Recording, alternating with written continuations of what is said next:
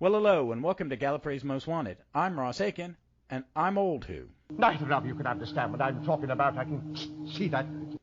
And I'm Victoria Wheeler. I'm New Who. How could we? You've never explained it to us.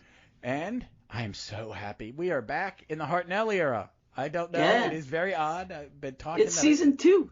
We made it. It only took us 5 years to make it to season 2.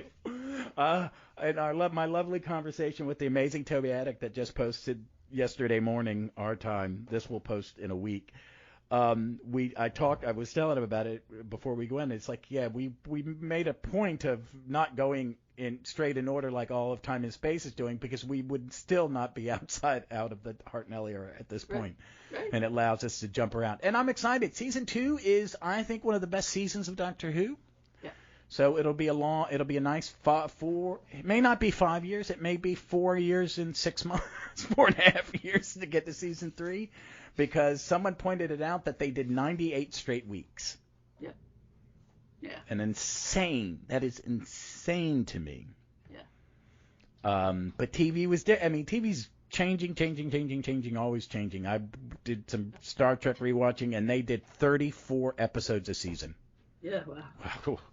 So we're going to jump into Planet of the Giants, a 3-parter, which is a rarity until they bring it back in the 80s. And all three of us here on Gallifrey's Most Wanted are fans of the 3-parter, and I'm going to talk a little bit about how this was born as a 4-parter, and this story has a history. But let's jump into our synopsis from the amazing program guide by Paul Smith, and we'll be right back. Planet of the Giants, Serial J. Writer Louis Marks, directors Mervyn Pinfield and Douglas Camfield, script editor David Whitaker, producers Verity Lambert and Mervyn Pinfield. The doors of the TARDIS open. All the readings indicate complete normality, but the travelers are only 1 inch tall. A crooked manufacturer, Forrester, intends to capitalize on a new insecticide, DN6, to be used to increase food production for starving nations. He realizes, however, that the product will destroy every living thing, for its molecules are stable, not ephemeral. A government inspector, Farrow, finds out but is murdered by Forrester before he can reveal his discovery. The crime is witnessed by the miniaturized Ian and Barbara. The Doctor, against almost insurmountable odds, they are vulnerable to such hazards as being washed down a plug hole and tumbling into matchboxes, stops Forrester from publishing his bogus report on the scheme using a gas jet and a match to cause an explosion that goes off in the evil Forrester's face. Again, that is another lovely synopsis from the complete Doctor Who program guide by Jean-Marc L'Officier. Everybody should have one. All right, that was a lovely synopsis. I'm going to go first on this one. Well, first of all, I want to say there's one point that makes this the most important Doctor Who story we've done, since Unearthly Child. This is the first one that Ross was alive when it broadcast. Oh, yes. Did it broadcast, a week after I was born? It's a Halloween episode. So it's 3 days. Yeah. It's the only episode ever to be shown on Halloween, isn't it? It is. It is. Yeah, so yes, I was 3 days old when this was... 3 days old. Oh, my God. So, that's how old Doctor Who is. Mm-hmm. Right? It's incredibly old. Oh, yes. Because it went for a season without Ross. Oh, my God. This was actually one of the stories that was in contention to be the very first Doctor Who story. Right. And the argument was, let's do some hard science fiction. Mm-hmm. And this is truly just a hard science fiction story. It's not a time travel story. It's not a historical. It is just a science fiction story. Mm-hmm. It's in exactly the classic way, right? It's is there ever a problem caused by science? Yes, science. Especially, I've just been talking Quatermass, which is there's some of that in there. Science, mm-hmm. Is it good, bad? What is it? The cause and effect of science. Mm-hmm. And it's definitely very Cold War-ish. A lot of science fiction is, should we do it? Mm-hmm. Because of nuclear power and the bomb. and we could kill it, we could blow the world up 100 times over, kind of thing. So me and Vic grew up in that. And I love a lot of Cold War science fiction. I think it is thought-provoking and terrifying. Right. And but me and Vic have joked about grew up in an area where people would go, were you afraid of the bomb? It's like, no, not really. Why? Because I'm not going to know what happened. Exactly. We were too close. I'm going to hear a siren, look up, and then a big bright light. Right. Yeah. Don't have time for that. So, but yeah, we grew up too close to the center of power. I was 9 miles from the target. Right. I was 14. It's like, but I like it for that. This is one I've had problems with, liking, not like quality, not quality. It's just, a lot of people really love it. And I watched this one, and there are parts that I kind of went, I really like. I mean, I like the villain in the piece. I think he's good. I like the little set in the yard, in the garden, in the office, and the little shop, the post. I guess it would be the village post office where the photo exchange is, and the town constable and the woman who runs it, the grocery and the phone exchange and the post office are a couple. It's very quaint. That would not happen anywhere I grew up in America. Maybe it would happen in some small towns. Well, we didn't have phone exchanges in our lifetime. Yeah. In our lifetime, even at the time that this was aired, phone exchanges were gone here. But and About Time says they were almost gone. Even in the most remote village, they were almost gone. So. Yeah. But she was the phone exchange lady who listened in on calls was a television trope, right? It was an easy way to do exposition and pass information on to the audience. Yeah. Exactly. She's actually, I like her and the husband. I think they're good characters. I think the acting in this is pretty good. I mean, I like it. Yeah. Well, and it's the only one where our characters never interact with the guest cast. Never interact with the guest cast. Yeah. So. I did not realize this, but the actor playing Forrester. Hold on, I pulled it up because I've not seen this film in probably since it was out on VHS and I picked it up at a Blockbuster. Alan Tilvern, who plays Mr. Forrester, played R.K. Maroon in Who Framed Roger Rabbit. Oh, did he? Yes, and I'm looking at his picture, and he's got a great face. He's making a little cartoon kind of smile on Wikipedia. And I forgot about it. I've not really watched Roger Rabbit, in probably 40 years or whenever. Yeah. So it was entertaining. It was neat. It wasn't one of those ones that grabbed me. I know people of my age or a little younger love it. It's a touchstone movie. Yeah. And my touchstone movies are about 10 years earlier. Yeah. Like Chitty Chitty Bang Bang. Yeah, I was working in a video store when Roger Rabbit came out, right? Yeah, it was. Yeah. I think I might have enjoyed it more in the theater due to some herbal enhancements to my viewing pleasure. Yeah. I mean, it's a Tex Avery style cartoon, and I found because I had grown up on them that I like Tex Avery better.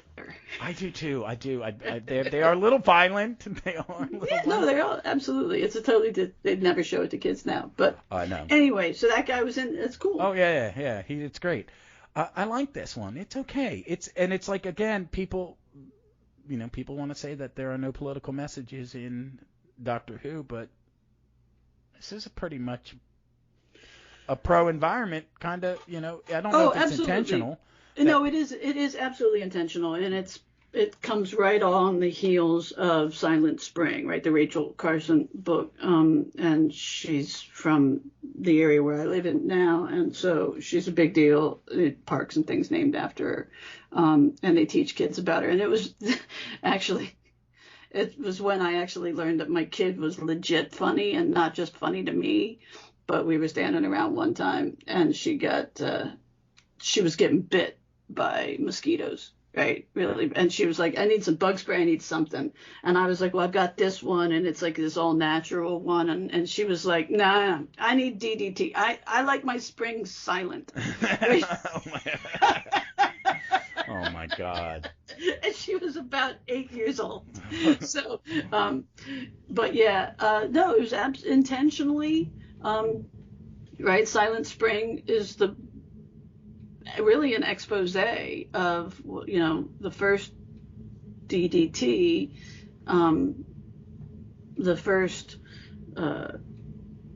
insecticide was used to wipe out a typhus epidemic in 1946. Yeah. And so then they went, oh, well, wait a second. If we can wipe out typhus, what else can we do? Right? Yeah. Well, if we can, what else good can we do with this science? And so insecticides were made, and it was Dow Chemical Company, and insecticides were made available then to farmers in an attempt to end world hunger. Like, that was the very best of intentions. But Rachel Carson's book is the one that brought to the public's attention that they were finding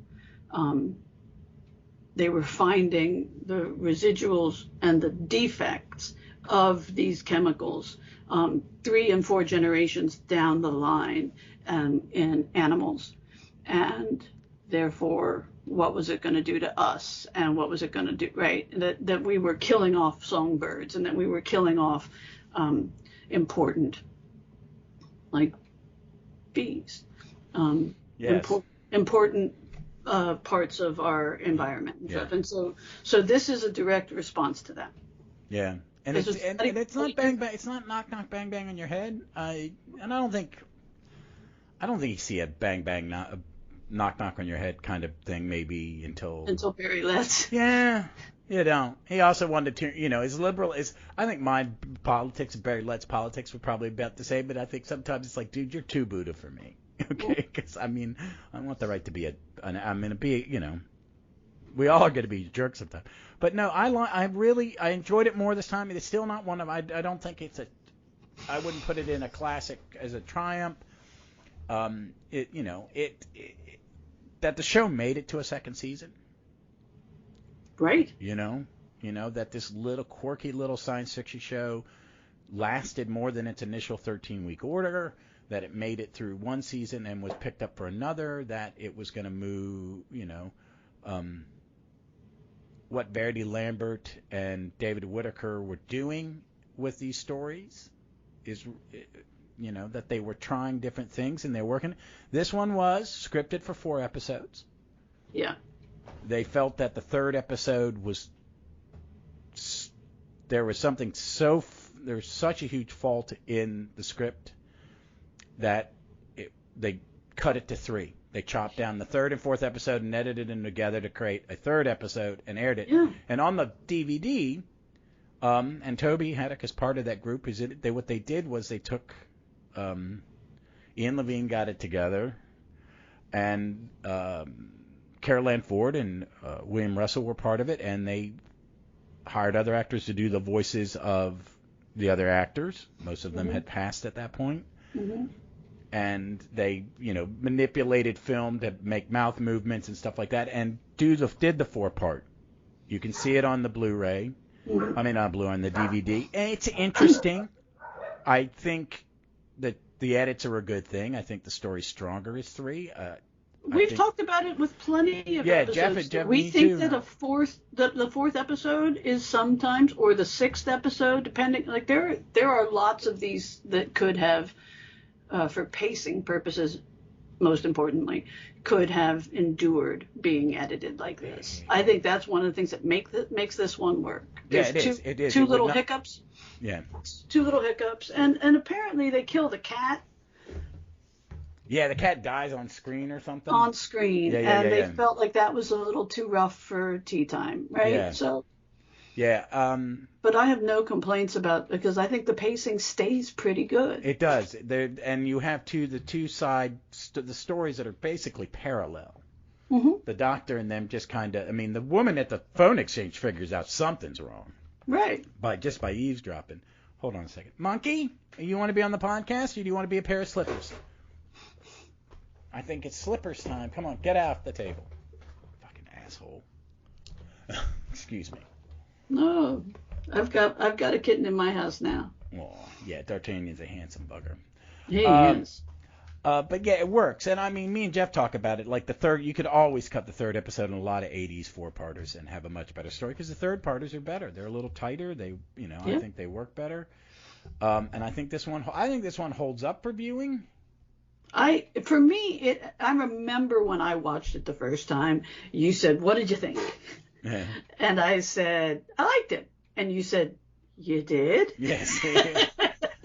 I was the voice of perceived fan wisdom, which I love that term, and I'm using it a lot more because we judge things me and Jeff have talked about this. I talked about this yesterday.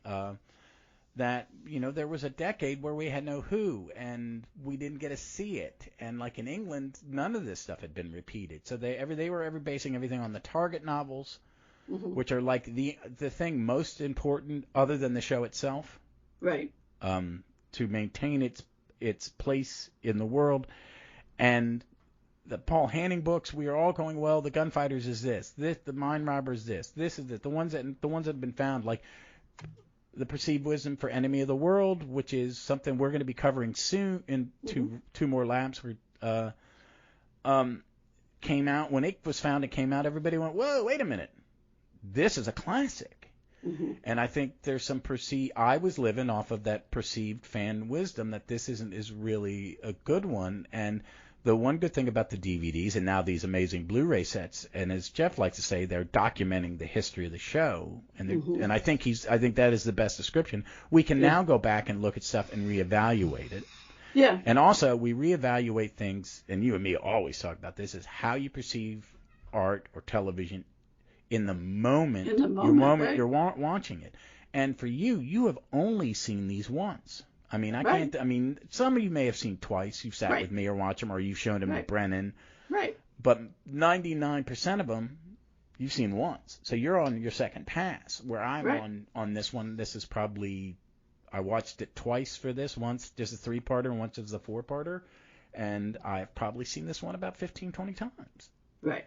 And sometimes I like it. Sometimes I read a book. Sometimes I fold laundry and am more engaged in folding laundry than I am in this story.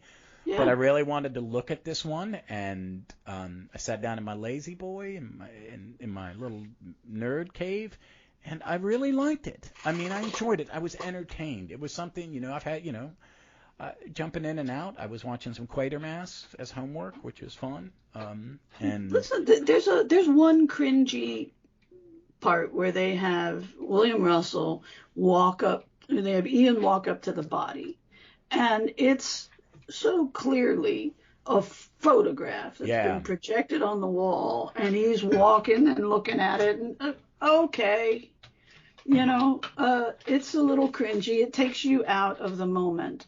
But for 1964, I wasn't alive in 1964. I'd like to point out I'm younger than Ross, and considerably younger than Ross. Almost 2 whole years. And so I was not alive until the second Doctor era. So I wasn't watching TV in 1964, but I watched a lot of things that were made in 64 and prior to. And this is par for the course, for special effects. This is not the worst special effects in the world. Oh, and I think for some people it would have been kind of exciting. Yeah. Not to mention the television you're watching it on, right? I saw that photograph on a 52-inch television. Yeah. Right? They were watching it on like an 8-inch screen across the room. Right. I did go on my, I got a new Fire tablet, a little 7-inch one, because my Verizon Ellipse crapped out after 10 years. And it's all I really need. It's more so I can read books. My doctoring books are now all digitally saved, just so I have something to read them on. And my old eyes can make it just big enough. It's probably a little bit bigger than a paperback, which is probably helping me. And I watched it on that screen, and it looks a little bit better. But you also got to think that they're doing that as if they were doing it on stage, and how they would do that effect on stage. You would use a projection. We would use a projection today. Right. We wouldn't have a giant model. We would do a projection. It would be a nice digital projection. Well, nobody's got the budget to giant print cat carcasses. Yeah, right. But listen, other than that, nothing in this takes me out of, like, none of the props that they're walking around look that bad. No, it's nice. The one thing that it sometimes when it tweaks me is it draws me back to the Irwin Allen show, Land of the Giants. Exactly. And that's about it. And I go, God, the cheesy Irwin Allen. And I mean, I'm not going to diss all of Lost in Space, because the first season of Lost in Space is pretty hard science fiction, and then it's camp. Then it's intentionally camp, but our American camp. Yeah. And Land of the Giants, he was in Time Tunnel. These are all his attempts. And Journey to the Center of the Earth. And all of those things from that era did use this, right? Yeah. And they were exciting. Yeah, but this would all be CGI'd now. I know, but they were exciting at the time. Yeah. Right? They were it was a different point of view. Definitionally, right? Literally a different point of view. And so it was exciting. Yes. I don't think that would convey. If I were to sit my kid down and watch this one, she would cringe about it, right? Because we have cameras that can go inside people. Yeah. And we can see all this incredible stuff, the microscopic level stuff. It's not going to play the same way. But at the time, like the first time I saw like the Journeys to the Center of the Earth and stuff, and these big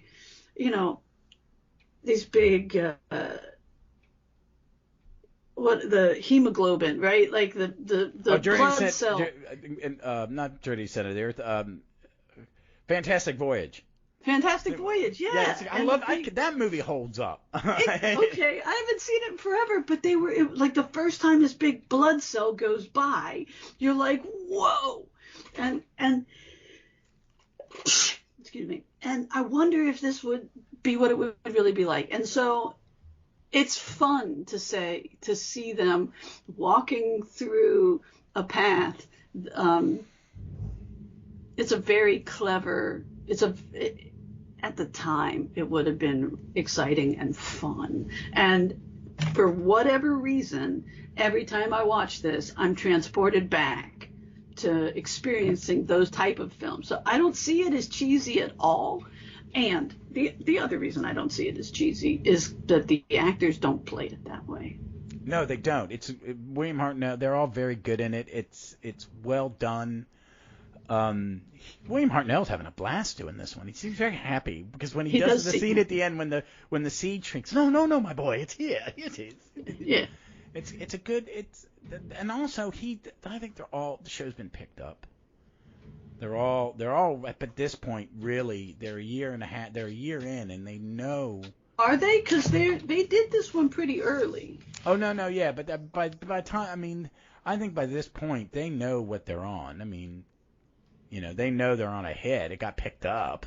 Yeah. It got picked up, and I think they're like, they go, they're having a good time. They like the four of them like each other. I think the reason season 1 and 2 are so good is the consistency of leadership. Mm-hmm. With both Verity Lambert and David Whittaker. Mm-hmm. That there's a better quality because Jeff and me just we talked season 3 and there's a change in leadership and it's a little up and down. Mm-hmm. It's still watchable. I do love season 2. I love the season a great deal, and now with the Galaxy 4 Blu-ray animated out, you would have almost it's almost complete. Listen, this is. I just don't want to let go of how good the players are, right? Where Ian is absolutely believable that he has just been tossed about inside of a matchbox, right? That that the peril that they're in is real, is level 1, right? And then they keep going up. Like there's About Time points it out, but they put words to what I was thinking the whole time. This is one of those ones where Barbara is so real. Like it's absolutely a Barbara trait that she wouldn't tell anybody that she'd done something silly. Yeah. You know? Like, it's absolutely real. And she's looking older in this one. She's a little less put together. A lot of her outfits are very prim and proper. And this one is looser fitting because she has to do a lot of climbing and a lot of, right? So she's in clothes that, like, she's in a top that's not tucked in, and her hair gets messed, and she is, her body is working hard, and she's trying to hide it, and she looks her age. Yeah. And this is, I'm going to say it again, she's revolutionary, because finding a middle-aged woman on television at any time in the 60s who's not, a maid, Hazel, right? Like, who's not a comedic figure. I Love Lucy, right? Like, Barbara is the heart and soul of this show. And I believe, and About Time agrees with me, that she's the reason this show works. Yeah. Oh, no. I agree. She is its moral heartbeat, and apparently in reading this, I discovered that the storyline is that she believes it's the right thing to do to eliminate this pesticide. It's not simply about her illness, but she's driving the conversation that we need to do this because it's morally right. Yeah. And this is really kind of one of the early times where the Doctor goes, we have to do this. Yeah. We have to do this is right. We are the ones that can correct this. Mm-hmm. Even if it is, they can't hear us or see us, we can Right. This is where he shifts into being, whatever. Not Action Man, but I will intervene. The pacifistic superhero, or what people say about him, whatever. Yeah. So, he's good. He's good in it. He's having fun and lighting things on fire. He's so excited. He's very giddy. Yeah. See, I like it when the first Doctor gets a little giddy. It's like, oh look, I'm having an adventure. Yeah. It's a wonder because it's the actors enjoying it too because to him, it's like he's become a star, and there's nothing wrong with that. Being proud of an accomplishment. Well, and having a job as a jobbing actor, right? Yeah, and to be the leading man. And some actors never are the leading man, and some actors don't want to be. Mm-hmm. Some character. I know famous character actors that not the smaller parts were the better parts. I wanted them. There was more room to play and more room to grow, and that's why we have a supporting actor awards and things is because it's a different talent set. It is. It is a different. You're asked to do different things and do some heavy lifting for very short periods of times in films. Right. And in television. Well, that's all the villains in this one, right? It's the lady at the phone exchange. All four of our players are the heroes, right? There's not a supporting character issue with any of them, except maybe Susan.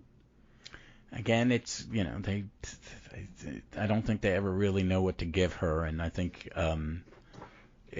it just sucks. I mean, I think they're great. What I like about this is that the four of them have to come together as a team because it takes all four of them to do it. It shows the teamwork. It shows the camaraderie. It catches up at the end of, Reign of Terror, he's about to abandon them. And at the end, he gives that wonderful speech as it goes into the stars. At the end of that first season is Where Will We Go? And,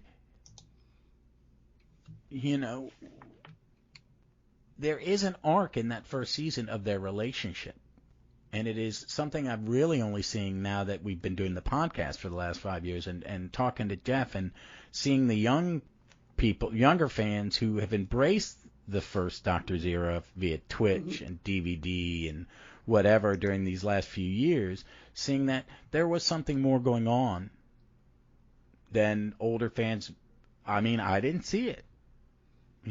That watching in them, and I just didn't really, I wasn't looking, I guess, but there is an arc of during these first 2 years, because when you get Vicky, Maureen O'Brien and William Hartnell strike up a relationship, and it shows on screen with them. They are wonderful together. But you see the Doctor start as this cantankerous old man, and they're a family by the end of the season. You know, and it's wonderful, and there's some real good moments. And they allow the Doctor's character to change, which and a lot of pre-binge TV and pre-serialized television in the last 20 years is at the end of every episode, everybody had to be reset to where they were at the beginning. You know, at 45-minute program is like, you know, Star Trek. At the end, everything resets. Everything resets. You know, it's just, and it makes for an interesting hour of television, I guess. But you know, I like to see my characters change. You know, where's the journey? I want to see things have to be earned.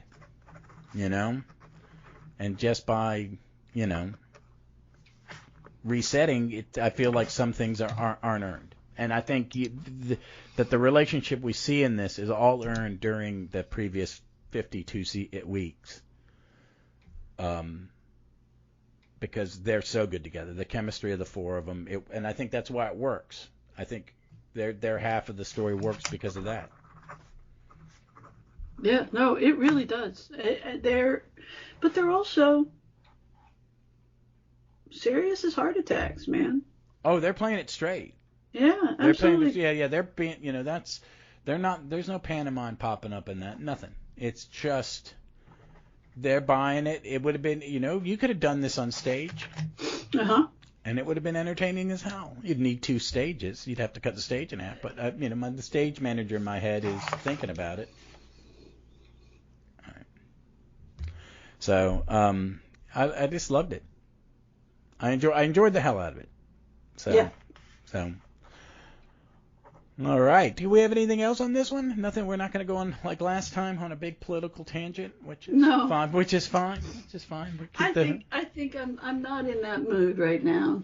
I'm a little. I got outside this week and I got to chop wood and carry water. You know, like that's my reset. I get out there and I just worry about heat in my house with the wood that I'm chopping and how's that new fireplace?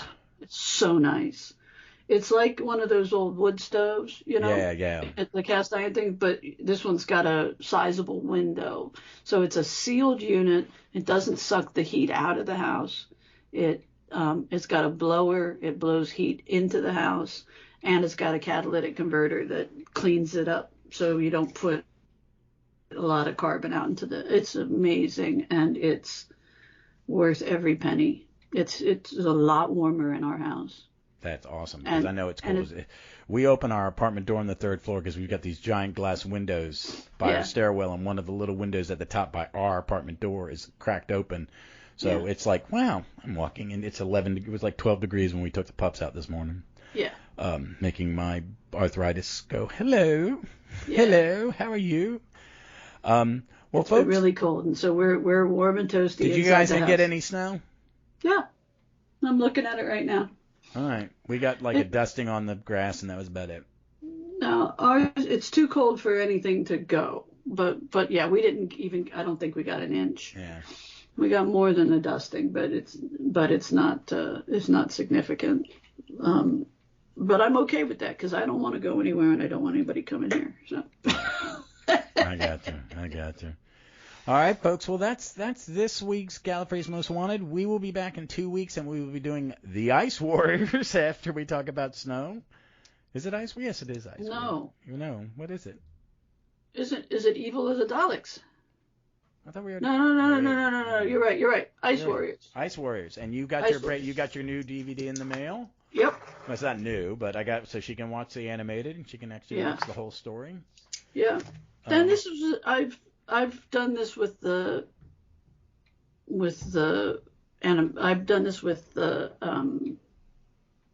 photos from the set. You know, I've watched a reconstruction of this one before, so it's got their I managed to enjoy that one. Yeah, and they're 4 existing episodes, so you only had to do 2 reconstructions, so but it's you'll enjoy that. There's a good documentary on it, and there's some good, it's I'm like I do every time I kind of reevaluate some.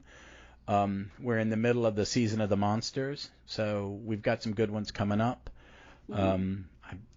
So we've got with the third Doctor, is it Day of the Daleks? Did we do?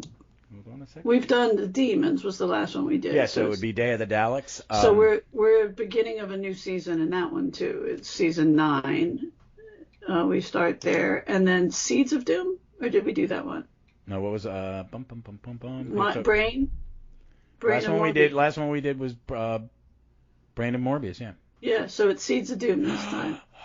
That's the season finale. Season 13. I love that one too. I'm gonna gush. We're gonna start running out of other people's. At